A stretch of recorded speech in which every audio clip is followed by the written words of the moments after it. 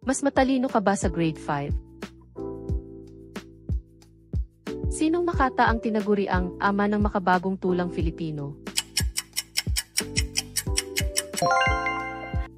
Ang tamang sagot ay Jose Corazon de Jesus.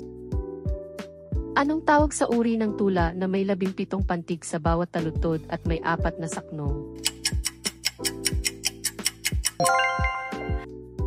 Ang tamang sagot ay soneto.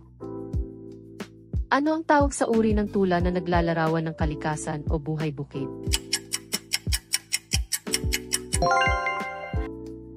Ang tamang sagot ay pastoral. Anong tawag sa uri ng tula na nagpapahayag ng papuri o pagkilala sa isang bagay o tao?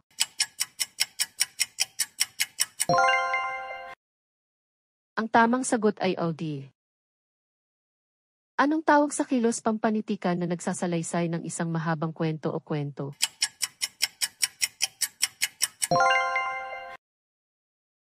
Ang tamang sagot ay nobela.